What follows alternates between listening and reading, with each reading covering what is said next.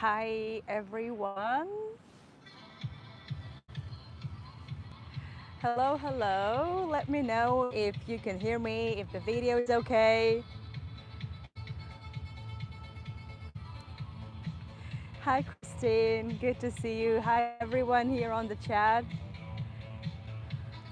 At least I can see the chat, at least I can see at least some controls. Hi Joanne dear, good to see you. Haven't seen you for a while. Where are you now? Well, you see, this time this girl also gets to travel a bit. I can't beat you in this regards, no. You've definitely outdone many of us, but this time is of Vietnam. Okay, wow, that's impressive. Thank you, Marilyn. Hi, Natalie. Hi, everyone. So, my dear friends, uh, well, I am somewhere in Eastern Europe, and I'm finally just about to let you know where I am.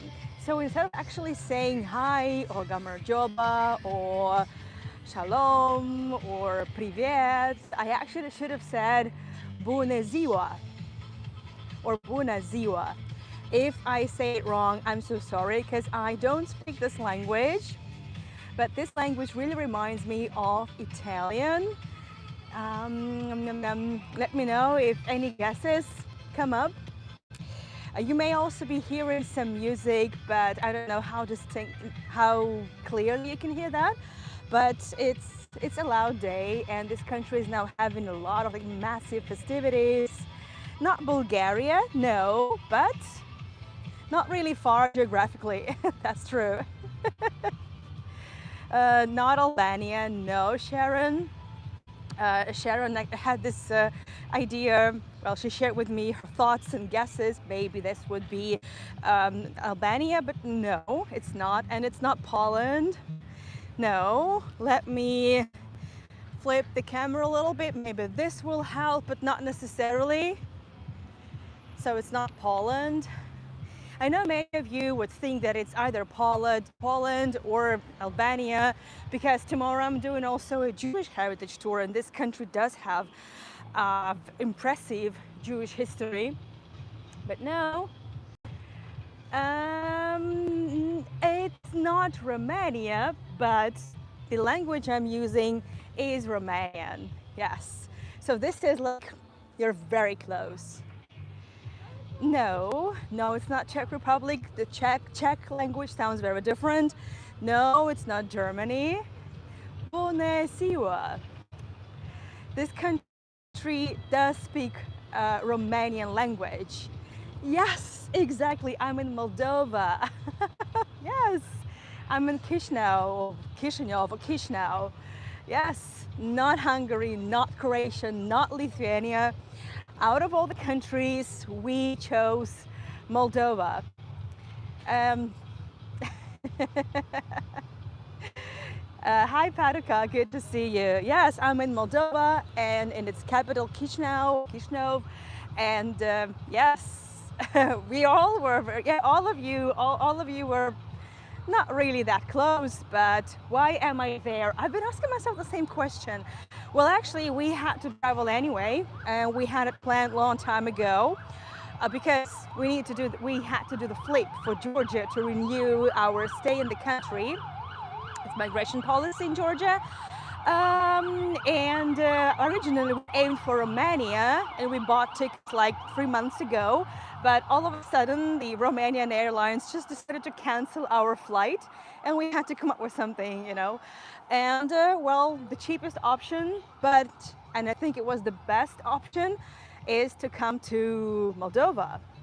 So here I am on a beautiful day, about to take you to the downtown of the country's capital, Chisinau, and Chisinau, it's what I'm used to saying, and it's the old name of the city. Also, Moldavia, it's the name that I kind of used to used to use more often, but I know it's wrong. This is kind of also the old name of the country.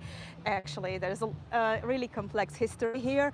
And I think it was really great choice of location because this country, teeny tiny country, shares so much in common with Russia, Russian Empire, Soviet Union, Georgia, and of course, Jewish heritage and Israel. So, I mean, again, I'm not here to be an expert tour guide to Moldova because this is not who I am, right? This is not what I am. But I'm here to introduce you to this corner of the world, at least a little bit. I know we probably had some amazing guides on Heygo, but I haven't seen anyone doing anything recently. Well, it's not like I've been having much time, watching virtual tours. I'm so sorry, but I'm here to kind of, well, show you it from my perspective and share some interesting stories. And yes, whenever I say, well, this country shares a lot with Russia or Soviet Union or whatever, there is no political context here. And it's not because I'm looking for Russian connections and say, oh yeah, this is Russian or something. Definitely not. It's not about that. You know that. But in case someone new joins my tour and thinks I'm here to, I don't know, to do what? Like I have some sort of agenda here? Definitely not. Yes, I know. Yes, I know, Adrian, of course. Well, yeah, Moldova borders on Ukraine, and there are all sorts of issues really happening in Ukraine and also around its borders. I'm very well aware of that either.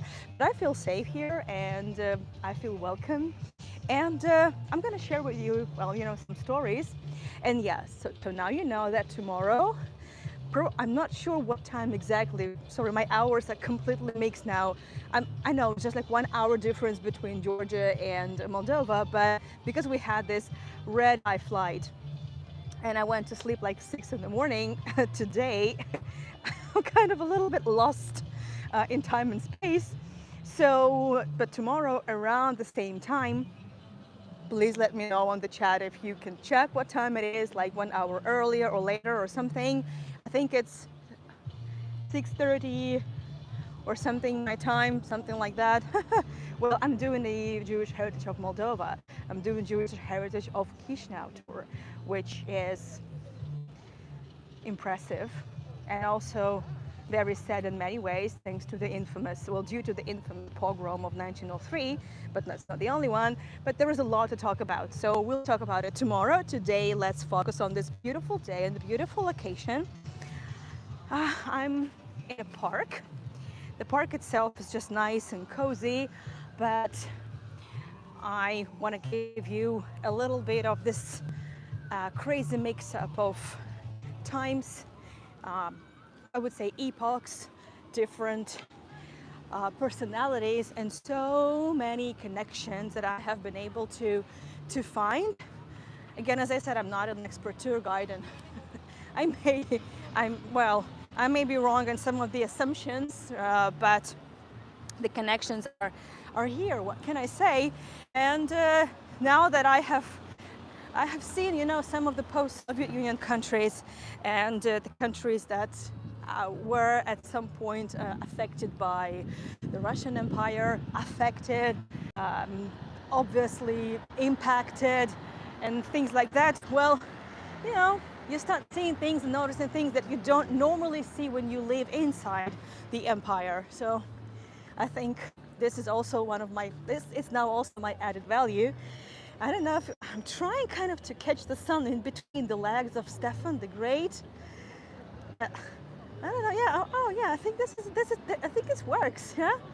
So we are here in the downtown of Chisinau, and we are standing right next to the monument to, well, I would say one of the most venerated and popular leaders of old, we'll say, Kingdom of Moldavia.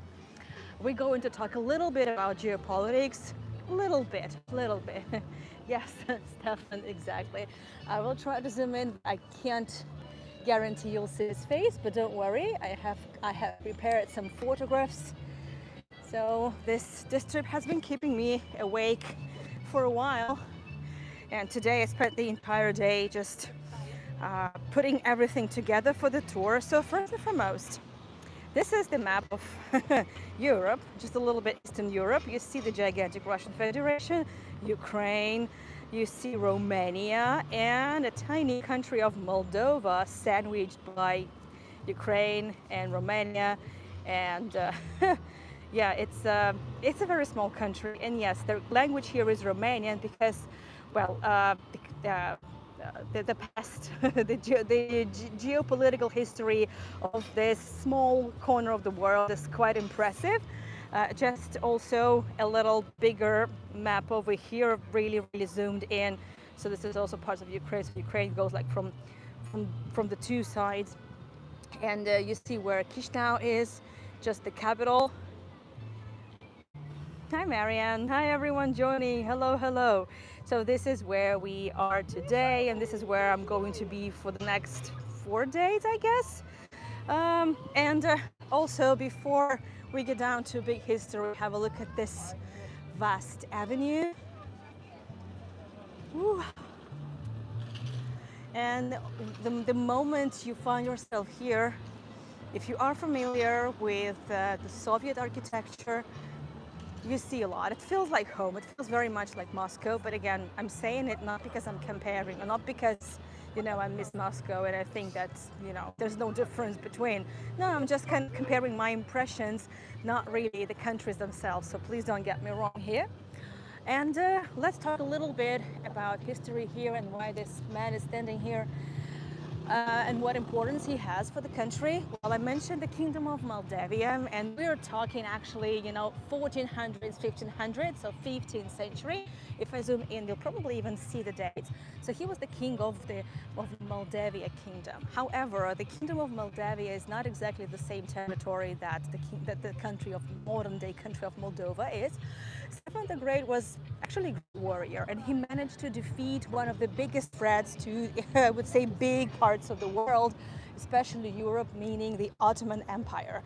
In 1475, this man managed to defeat the huge Ottoman army in one of the battles, even though he and his army were really, really outnumbered, but he won. However, this little corner of the world changed hands multiple times, and eventually the Kingdom of Moldavia was conquered by the Ottomans. And then 19th century, the Russian Empire was one of the biggest competitors and enemies of the Ottomans. And eventually in 1812, around that time, early 1800s, hello, Cheryl, good to see you. You are, well, almost on time, but definitely in time before we set out on our exploration of the Central Avenue and a little bit of some of the most important landmarks here. So eventually the Russian Empire took big parts of took some part of the land that belonged to the Ottomans, and it was just the eastern part of the Kingdom of Moldavia. And this land from then on would be called Bessarabia. If I stand from here, you can see let's say, the entrance to the park and the monument and a little flower bed over there, so looking really nicely. Just a few days ago, Moldova celebrated its independence. There was a big parade here. That's why there's still, some scaffolding, and there's still something happening in the center. That's why there's police, and they're not letting the cars go all the way through the avenue. So unfortunately, also I love these incredible street signs. There is really so much going on. Or like over here, so much going on. And you know what? Whatever I'm not able to put into my live streams, I will be recording, and I'm planning to record quite a few videos. Let's put it this way. So, starting from the early 19th century, the Russian Empire took over these lands. It's not as horrible as it was with Georgia, which was a complete annexation, a blatant, uh, absolutely blatant invasion in the country, and also betrayal for sure. Betrayal, no. It was a little different. It was a little softer, right? It just took over it from the Ottomans, just that, like a toy. But anyway, so, and from then on, a small town of Kishinev, which was the center of Bessarabia, to develop, started to grow, and a lot of money were invested, a lot of people were coming, and eventually it grew into a big city, a prosperous city, and eventually, at some point, right at the well, let's say um, at the turn of the 20th century, that actually it was one of the really prosperous corners of the Russian Empire, with actually about 50% of the population being Jewish. Obviously, when it had so much potential and so much money invested, there will be a lot of visitors. And what I'm standing next to is the building of the former Swiss hotel. Not the Swiss hotel that we know now. I want to show you something over here. Hold on a second. I just need a second. Yeah, there you go. So I showed you this building before I crossed the street, and I'm showing it now. So this is the building from the first half of the 19th century. And you see it's looking a little bit different from what it is now. Like you see this portico here, right? The usual classical portico. You wouldn't see it here, unfortunately, because the building was really badly damaged during the Second World War. I haven't gotten to the 20th century history yet, but we'll get there. Don't you worry about it. We will. And of course, I'm destined to overrun a little bit, but I can't overrun, let's say, really massively, because I have also a Jerusalem tour today. But that's still a couple of hours to go from now. And originally, this building was constructed simply as just an investment in real estate. Why? Because it was an up-and-coming territory, so real estate was always a good idea, and it will always be most likely the very good idea.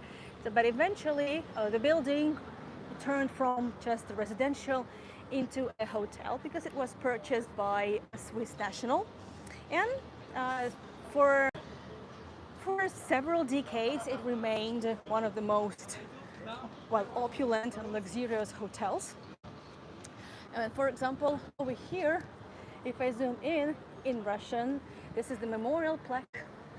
It commemorates the stay of Fyodor Shaliapin, who was the opera singer #1 in Russia and outside of the Russian Empire. So he stayed here in 1899. And a very interesting thing that he also stayed here in 1930, but by that time he had already been a Russian emigre, but still remained a very popular opera singer who always had sold out everywhere he performed. Hi Sandy, everywhere he performed, including La Scala and many other best opera stages of Europe. And actually, he performed in the States as well. You see some police there, but as I said, that part of the street is blocked. And we move on along the main avenue. Just give me a second. I want to cross the street here. And yeah, well, as I said, starting from, let's say, 1815, around that, a small town started to grow really quickly. And I want to show you just a couple of photographs. You know, I love old photos. I think they are always a good idea because they give you a good understanding of how things had been and what they changed into. So let me show you a few things. Well, Just a minute. Sorry guys, I have so many photographs to show. I just need to find the right one. So, as I said, Kishinev by 1815, 1812 had already been a small town, and it looked somewhat, if I zoom in, no, not that guy, wait a second, and this one. This is kind of the panoramic view of of the city, and in the foreground you see a lot of small cottages and huts, right, with a terracotta roof, a lot of wooden buildings, and really this is what the city looked like. Quite disorganized, chaotic. Well, just an average town, but things started to change really quickly, and this kind of upper town area emerged. So the old one was the lower town, and the upper one was already the new 19th century up and coming area, and it very quickly started to look quite nice. I want to show you a few things over here. Well, take a look at this photo. Within just several decades, some nice buildings started to emerge, some parks as well. Obviously, you can see some churches here. Well, we are just about to visit, and have a look over here. You see this arch, and you're still seeing this arch. That's a little different, though. This is clearly not from the 19th century, but this is. And a few things that side also are from the 19th century. So I've chosen this area not only because it's just simply, central, and it's the most natural place to start getting to know the city because it's the central area and whatnot. Well, actually, this is the walking area, but for some reason the bikes and the scooters, they just prefer not to use the lane for bikes and scooters, but they just, race around here like they're the kings of the road. What can I say? Well, maybe they are. I'm just a tourist. It's nice to be just a tourist from time to time. But anyway, so this is the avenue that used to have so many different names. Give me a second. The entire tab, and probably you had a black screen or something, but I'm back. So this avenue, as I said, it was frozen. I got it. So I thought it was completely just turned black, and that was it. Yeah. So I'm back. We should be good. Let me know if I'm back, and I'll continue where I stopped.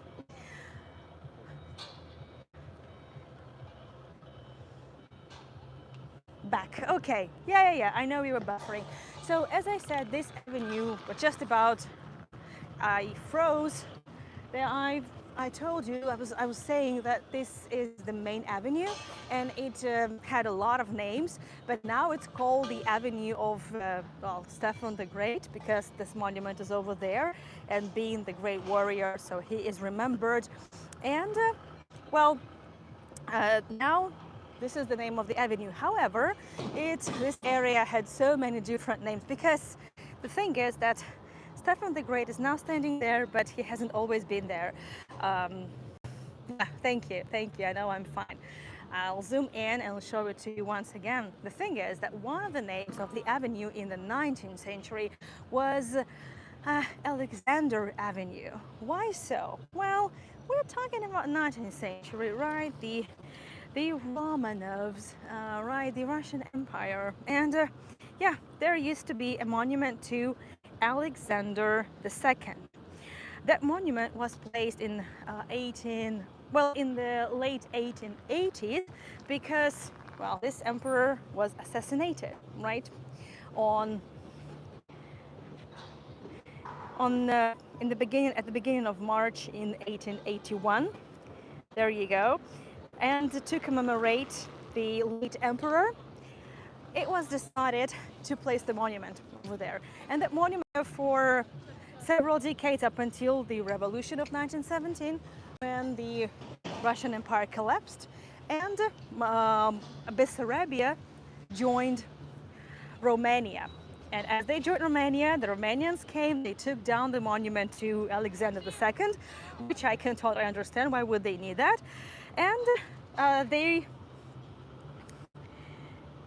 eventually placed the monument to Stephen the Great. That's the monument to Alexander II, by the way. That's the old photograph. And the area hasn't really changed much, just the monument. However, the stormy history of the 20th century, I cannot but, start talking about it. The thing is, it's just like that. So starting from 1918 and up until 1940, this part of Moldova belonged to, it became part of Romania, so Bessarabia joined Romania. And after the 1939 secret pact of Molotov-Ribbentrop, the Nazis, technically speaking, the Nazis recognized the, let's say, the wish of Joseph Stalin to regain the control of Bessarabia, and eventually the Soviet army invaded and took over Chisinau and the territories of eastern part of Moldova. Then in 1941, the Nazis, together with Romania, invaded. The Soviets had to flee, but in 1944, the Red Army reconquered these lands again. And then up until 1991, this beautiful city and this part of Moldova was part of the Soviet Empire. And this building is definitely the hello hello is the memory of that. This is now the government of Chisinau in Moldova. You see the flag of Moldova over there. It's almost the same as Romania, but there is a coat of arms over there, right? You see that, and of course you'll see the European Union flag, because Moldova is on its way to become a member of the EU. There's still a lot of issues, but it's definitely a way better situation compared to Georgia. What can I say? Again, nothing political. I'm just kind of saying how things are, which is very simple. But this building is definitely from the times of after the Second World War. So what's going on here? Actually, as you can see, this area is looking really nice. Manicured bushes, nice flower beds, and a lot of religious buildings and some really beautiful arch. And all of a sudden, so what? There must have been something really nice going on here. Well, actually, since we have the church here, in this area used to be two buildings. The residence of the Metropolitan of the Church of Bessarabia under the Russian Empire.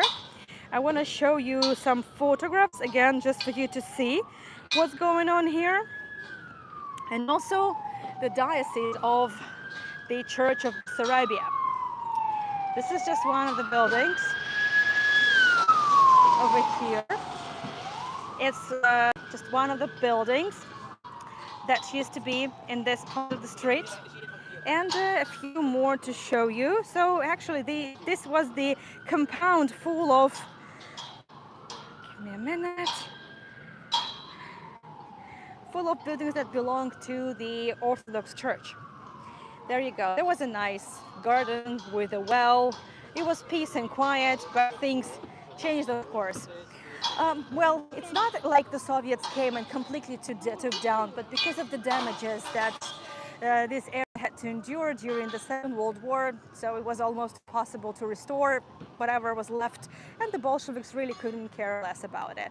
However, we still have this beautiful arch, the colonnade, we'll talk about it, and the church over there. So let's explore.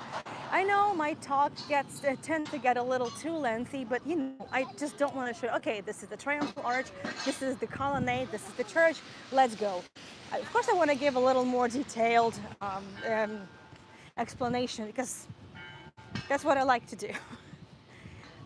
But obviously, I'm cutting to the chase here, and I want to show you the arch from here. I haven't really explained why that street at some point in the 19th century was called Alexander Avenue, but I will just now. Actually, on the territory, well, where the current road is, that noises are like in New York City. True, true, but the story is different. So you see now the government building, right? Right now, somewhere on the middle of the road, back in the days in the 19th century, there used to stand a monument to another Russian emperor, Alexander the First. Why Alexander the First? Because it was exactly this emperor, Alexander the First, who defeated Napoleon. But it was also the same time he was in charge of the country. The same time the Ottoman Empire was defeated. Just in case, just give me a second. I want to show you a portrait. Okay. Okay. And so Alexander the First. The monument to Alexander I, however, was erected way later when the monument to Alexander II. And when the monument to the first Alexander was ready and inaugurated, the inauguration ceremony was attended by Nicholas II. And we have a footage of the Romanov family attending, goodness gracious, the inauguration. Okay, wait a second. I desperately need the second hand. No, the third hand. The second one I have. Wait. How am I supposed to do this with just one hand?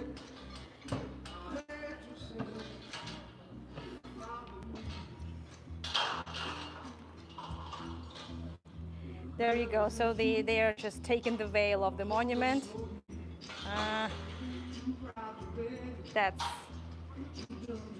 This is the inauguration ceremony. We'll probably have to go just one more time with the video. Yeah, there you go.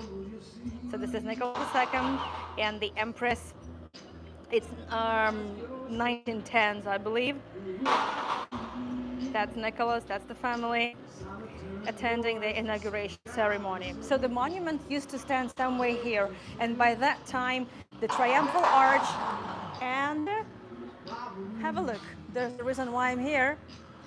Now I wish I was there with you to help you, Anna. Oh, thank you so much. This is very sweet. So I'm standing right in the center of the Triumphal Arch, right? And then I'm seeing this lovely bell tower. And behind the bell tower from the two sides, actually, these are the wings of the cathedral, the Metropolitan Cathedral. So I'm standing on the central axis of this, I would say, holy trio or something like that. So I want to show you some more photographs. It's taken me a while to source them. So I'll probably start over here. Have a look. So this is the old photograph, just for you to see what the arch looks from the side where the government building is.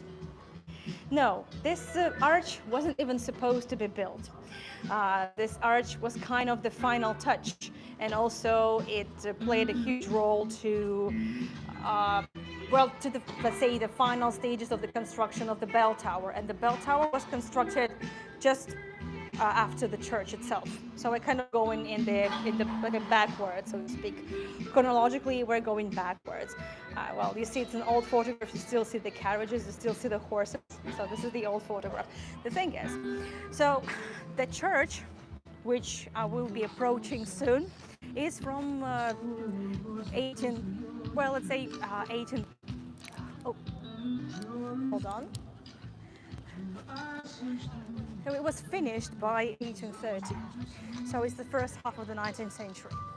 The bell tower was finished almost approximately the same time. And this was meant to be and remained, and it still is, the main cathedral, the Metropolitan Cathedral of Chisinau and Moldova. And when it got down to construction of the bell tower, they needed bells. And the authorities of Chisinau asked to use, well, asked the material assistance and to provide materials to make the bells. And the emperor, and by that time it was Nicholas I, the Russian Emperor Nicholas I, he said, well, why don't you just use some of the trophies and the arms that you confiscated from the Ottomans? And so they did. Altogether, they minted 5 bells, and the biggest one was so big and heavy that it just simply didn't fit the dimensions of the bell tower. And yeah, that was definitely an oversight from the architect. Well, definitely was on the architects. And in order just not to waste the big cannon, the big bell, sorry, the big bell, they decided to build this triumphal arch. So it was built to save the bell, and it immediately started to commemorate victory, but Napoleon had nothing to do with it. Napoleon had nothing to do with it. It was to commemorate the victory over the Ottomans. That's simply that. Well, that's because that's why. There you go. So now we're looking at the arch from a little distance, and this looks a little bizarre, thinking that somewhere between the government, the building of the government of Moldova, well, there was somewhere over there used to be a monument to Alexander I. Yes. However, you wouldn't find any bell there now, right? Okay. It's taken me a while to figure out what happened when. The problem is that unfortunately the bell tower was taken down in the 1960s. So this is not the original bell tower. I want to show you the original one, however. There you go. So this is the original bell tower and the church building next to each other. That's what it used to be like. I also have aerial footage from 1940s. I guess it was some footage that was used by the Nazis, or just, well, definitely taken at times of the Second World War already. Look how huge Chisinau was and still is. And you'll see regular streets here, but a lot less regular streets over there. That's actually a little bit what we're going to do tomorrow. I'm taking it to the Jewish quarter. Well, what's left of it, I would say. So this is the compound, and you see the bell tower, you see the church, you see the triumphal arch, so you kind of have an idea of dimensions and everything. So the church, this bell tower is about 20 years old or so. And when they built the bell tower again, they obviously took the bell that had been originally made for this.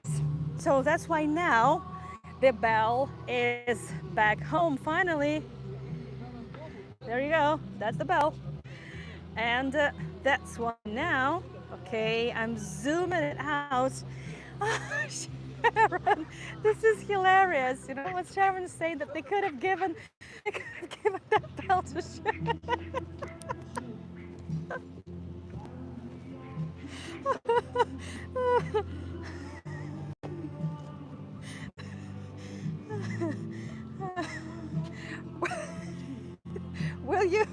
Will you have covered for the transportation? That was like 6.5 thousand kilograms. Sharon, you sure? Are you absolutely sure? Anyway, yeah. So, what was I talking about? I completely forgot everything. Yeah, I was talking about the restoration of the city after the Second World War, and also in general, so many distractions took place over the let's say during the Second World War period, but the bell tower was destroyed in the 1960s, so it unfortunately had nothing to do with the, well, I mean, fortunately it survived the war, but it didn't survive the Soviet regime. However, it was the Soviet regime that helped restore a lot of the city monuments that were destroyed during, well, under the Nazis. And I just wanted to remind you one interesting character here. On my tour of Batumi, I introduced you to this gentleman over here, Alexei Shushev. Alexei Shushev was an architect who was born in the Russian Empire. Sorry, let me see the chat. Something is making sense now, but I'm not sure if it makes sense to me. Oh, yeah, sorry, I forgot to say that Sharon collects bells. Right, exactly. Sharon collects bells, bells. So, yeah, I mean, it would have been such a great idea. Yeah. So Alexei Shushev was an architect who started his career building some churches in the Art Nouveau style, and they are looking so whimsical and so gorgeous. But when the revolution came, he had to switch to something else. Well, he wanted to stay afloat, so he had to switch to some other architecture. So he started building well, different things, and he is mainly remembered, well, he's remembered for many things, but I'm sure you know what this is. This is the mausoleum to Vladimir Lenin. So Shushev built mausoleum to Vladimir Lenin. And also a lot of buildings in the constructivist style, like Bauhaus, Soviet Bauhaus style. And you know what? To me, for example, I took you to a building of the Intourist Hotel. Intourist, right, 1930s it was built. And you can see this is the constructivist, this is the Bauhaus style. And it was built by Shushev on the spot where a gorgeous Orthodox Alexander Nevsky church used to be. That's Batumi. Just an interesting connection, right? That I like to establish on my tours, and just point out that actually Alexei Shushev was born in Chisinau. And Alexei Shushev, after the Second World War, shortly before his death, was in charge of the city's restoration plan. And remember the Swiss hotel building? It was restored to his plan and to his drafts. Now we are coming closer to the bell tower. So as I said, the bell tower is not really original. I mean, because now you know, but the bells, the original bell, the big bell survived. Luckily, the church wasn't harmed, and it was not destroyed during the Second World War either. And it remains one of the most beautiful buildings from the early Chisinau period. And it reminds me a little bit the church in Helsinki. And it also reminds me of St. Petersburg, of course. But again, I'm drawing these parallels not because I'm comparing or judging, right? Or saying, oh, it's just, you know, we have that in St. Petersburg, so nothing, you know, special. No. That's not what I'm saying. I hope you understand. But again, for those who are watching me for the first time or accidentally, you know, find themselves watching my tour, so that's a whole different story here. It's not about that. It's not about that. I'm not judging and not comparing just for the sake of it, and that's just parallels that I'm drawing here. So I want to show you the photograph just to make sure okay, let me, yeah, I think it's okay. So the church hasn't really changed. Obviously it's been taken care of, but yes, it's clean, it's spacious, and I'm really missing this space. In Georgia, in Tbilisi, you don't really have this vastness. You don't have this much space and air, unfortunately. Well, I'm not saying it's good or bad. I'm just a little different. I miss that.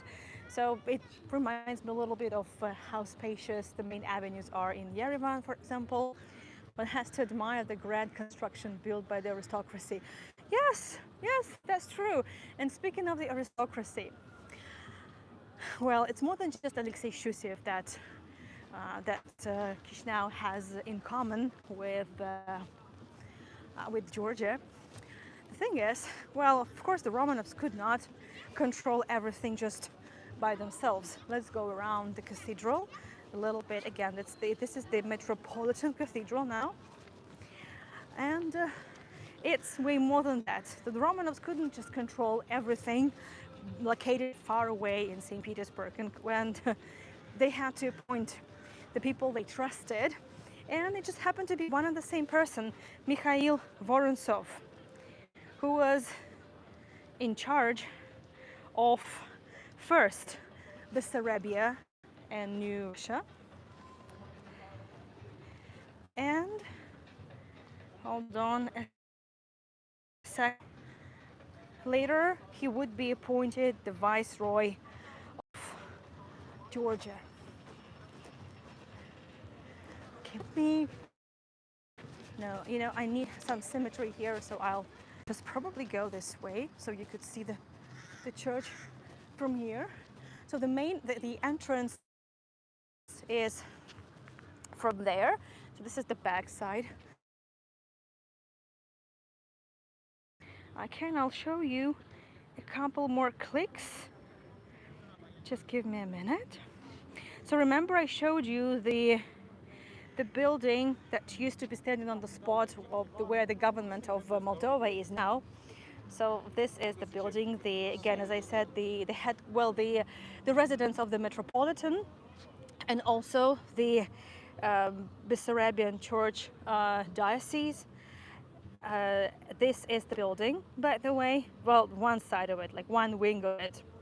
No, I will not be filming from the inside. No. Again, I accidentally just closed the tab. I was just trying to find something in my controls.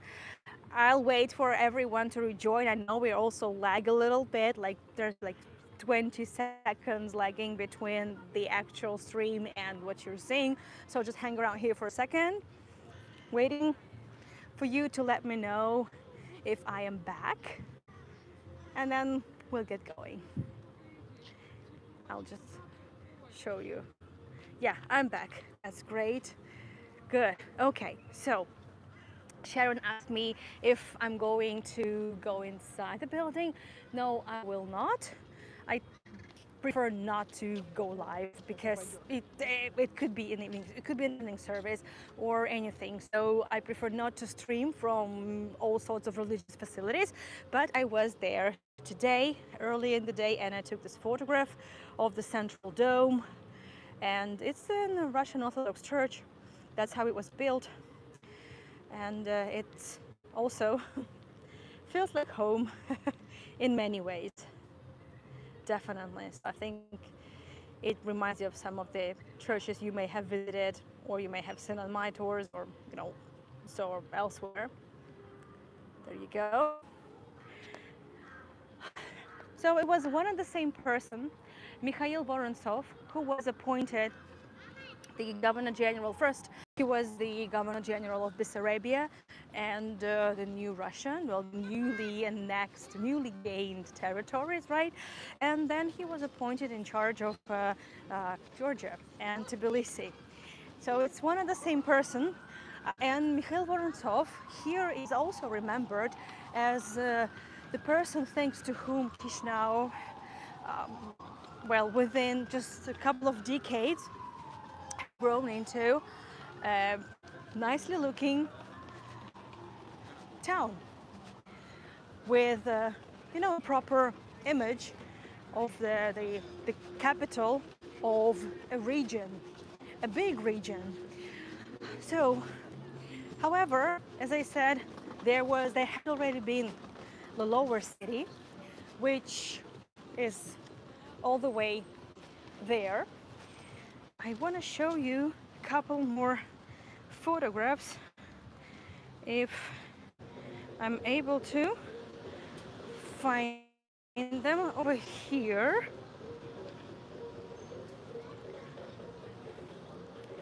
Yeah, so that's what I was talking about. So in this photograph, so now it's going to make a lot more sense. You see the church, and this is the city behind the church. That's what you're seeing in the foreground. So this is the old city. And in 1820, well, this is from later, from after 1830s, because this is when the cathedral was built, and then the bell tower as well. So this photograph is definitely of a later period. But what is the wooden thing? That's the cross.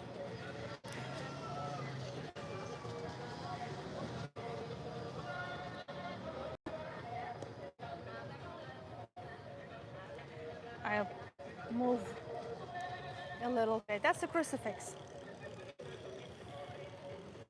At the wooden church, or wooden cross. It reminds me a little bit of the Armenian Khachkars, the Armenian crosses. However, they look different, of course, and they have different symbols on it, but it's an Orthodox cross. Moldova remains the Orthodox Christian country. This is the predominant religion here. However, within just several decades under Vorontsov, Chisinau became the economic center of Bessarabia, and people of all walks of life and all religions rushed to take over businesses and multiply their wealth. So did a lot of Jews of the Russian Empire. So, but 1820, as I was talking about, so before 1830s, before 1820s, before Vorontsov, there had already been Chisinau, but a smaller, more chaotic town. Hi, Barbara, good to see you, dear. We also get to see some of the more recent architecture. So this is Pushkin Street. This name might ring a bell to you. I will walk a little bit along this Soviet period buildings with a lot of businesses, which I think also understands how eclectic the city looks now. We have a lot of historical buildings, but also a lot of this. And this is also the aftermath of the Second World War, first and foremost, because the downtown was pretty badly damaged. And we got that. However, these are not just ugly panel buildings that we get to see in many post-Soviet countries, especially after, well, those after the Second World War. It's looking a little different. I would say it even has some interesting decorative elements over there. I haven't seen it anywhere else, like over there, just below the frieze. Not sure what's going on here. But that Chisinau, old Chisinau in 1812, I'm just going back to the 19th century, before Vorontsov, it wasn't as clean. It was a lot more chaotic. And why I'm talking about it. So this street, named after Alexander Pushkin. This name may ring a bell to you. There you go. Alexander Pushkin, Russian poet, #1. It's nice to know that this street hasn't really changed its name after the collapse of the Soviet Union. Pushkin is still remembered and respected and studied at schools here in Moldova. Alexander Pushkin spent here several years. He was here in exile because he just had this luxury of speaking up and saying what he thought about the monarchy, and for this he was sent to these most distant areas of the Russian Empire. And those 3 years that he spent in Chisinau, he was extremely prolific. He wrote some of the most fundamental of his works, like Bessarabia, like a Bakhchisarai fountain, a lot of stories, a lot of children's stories, and also he started writing here his most iconic work of art. That's Evgeny Onegin, Eugene Onegin. I'm waiting for the, as I'm waiting for the green light, I want to show you a few more things over here. So this is Pushkin Street. It looks like this nowadays. A lot of buildings are from the Soviet period, but in the 19th century, Pushkin Street looked like that. But obviously that's before Pushkin, because when Pushkin was here, he only saw the old city, the lower city, which was chaotic, muddy, and he didn't enjoy it much, to be honest. I'm crossing the street and I would like to show you a few more buildings which I planned to take you to, and I knew we would be overrun a little bit, but that's okay. So when Pushkin was staying here, he said he didn't enjoy it much, but he had a lot to distract himself with. He had several affairs, actually really scandalous ones. A lot of girls, a lot of families were affected by that indecent behavior. And well, as I said, he got inspired, so he knew how to spend his time wisely here. This is the same avenue. This is the Stefan the Great Avenue. And this building is, well, if Alexander Pushkin had lived later, or if he hadn't died at a duel in 1837, which was a very stupid thing to engage into, but had he lived for a little longer, like the second half of the 19th century, he would have seen this magnificent building of the City Hall. Look at this gorgeous neo-Gothic architecture with, well, eclectic neo-Gothic, a little Florentine, a little Venetian windows, a little elements, a little of the Byzantine architecture here and there. So he would have been impressed, and he would have definitely taken it back, saying that Chisinau wasn't an impressive place. Definitely. Well, but it took time. But Vorontsov started off really in a really impressive way. Obviously, this building was constructed after Vorontsov. When the building was constructed, Vorontsov had already been gone. But the City Hall building is here, and it looks even more amazing from a different angle. So I need to move a little bit further from here. So the Stefan Avenue, Stefan the Great Avenue, a lot of Stalin Empire buildings that remind me of my home. It's not like I miss Stalin. It's not like I miss the Soviet Union, but yes, you understand the vibe I'm talking about.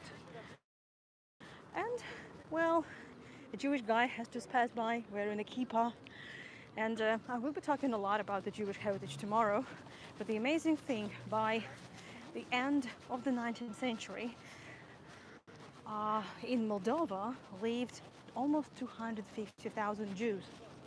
In Bessarabia, right? And it was about 50% of the population.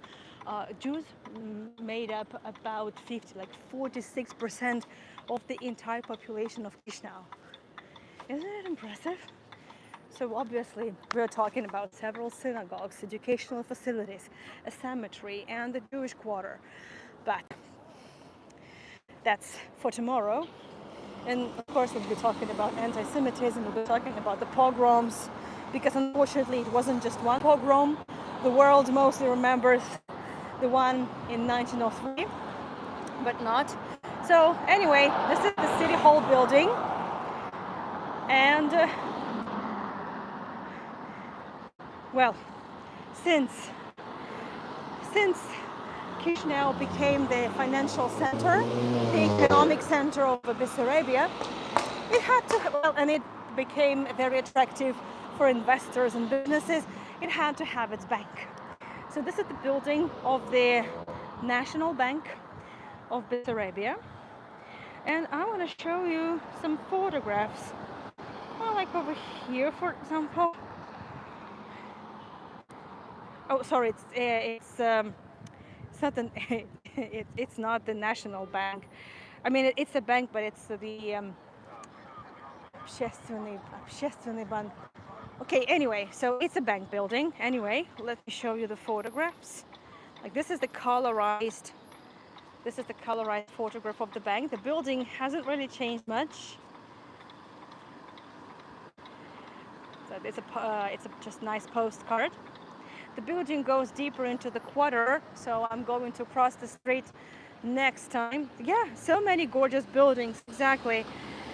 This is the look from a little bit behind me, so you can see.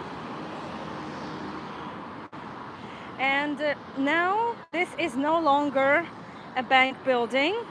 So it was kind of the city bank. Okay, let's say it's a city bank. It's not the national bank of Bessarabia because it was part of the Russian Empire. It was just the municipal bank, let's put it this way.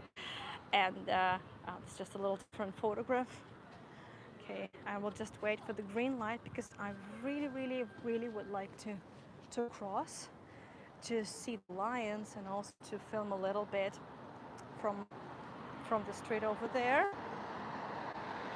I don't know how long the wait is going to take, but I have some more stories for today. Oh, that's good. That's it. We can go. So it seems like the police hasn't really opened the central part of the Stefan Avenue over there because they have not cleaned it from all the constructions for the stage and for the celebrations. But nevertheless, this is now the organ hall. This is a concert hall now. It's been like this from the Soviet period. And they claim, well, they have some amazing organ concerts here. The organ that they have has 40 pipes. It's big. Seems like the old organ hall. Here it says that the building was restored with the financial aid of the government of Romania and Moldova. Look at these paws. I mean, like, they are huge.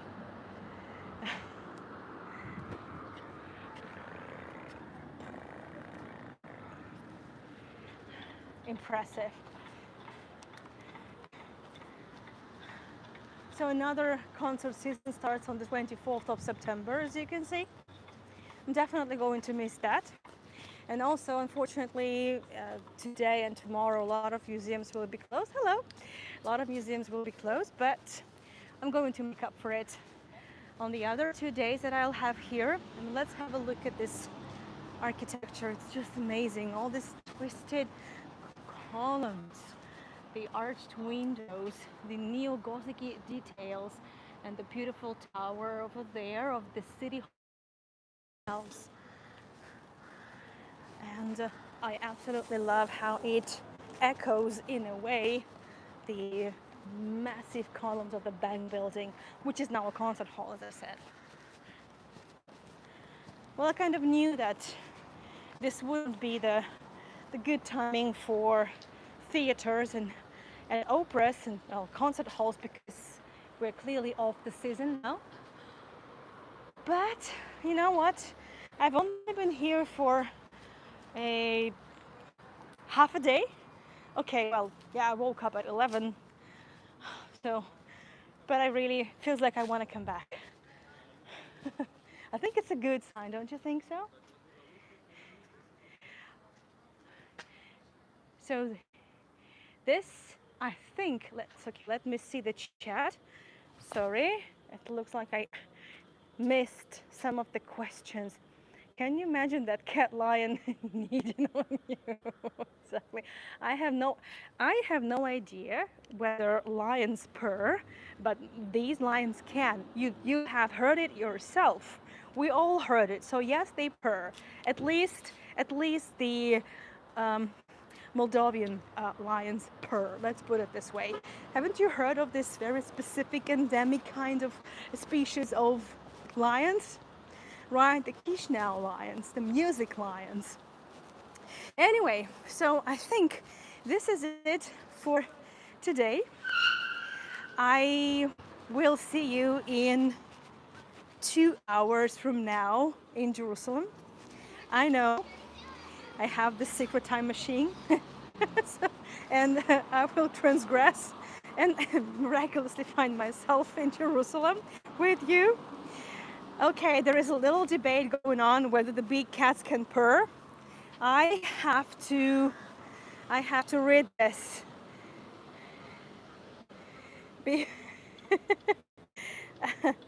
Thank you so much. I don't think the big cats can purr, only the small ones, aside from those made of stone, evidently. Absolutely. So now you know. Yeah. Anyway, so I think we're going to wrap up next to the cats. So. Let's put it this way. Again, as I said, I am not a tour guide to Chisinau or Moldova. So I'm kind of giving you what interests me and just my perspective. And obviously I will be filming for you a lot more, and I will be taking you to more sites. So far of what we have scheduled is the Jerusalem tour, and also tomorrow, some beautiful ladies. Yeah, and also tomorrow, the Jewish Heritage Tour. Thank you so much, everyone, for joining my stream. I would appreciate your support, be it a PayPal donation, or you could just simply buy me a coffee. I would purr as well. Thank you for everything. Thank you for joining me wherever I am, wherever I'm taking you. So I guess this has been a little bit of an unexpected destination for me too. But you know, I'm so happy that I'm here. I'm so enjoying it.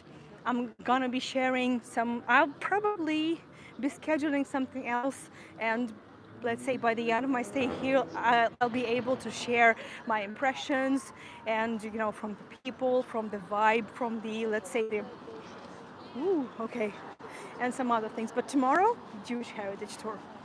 Also, I will be doing several B2B tours for the companies I work with. So, and I know that some of you are members, and you might see me again on some of the tours, but I'll keep you posted. Thank you so much, everyone. It's been fun. I'll see you soon in Jerusalem and on the Jewish Heritage Tour of Chisinau tomorrow around the same time. Bye bye, everyone.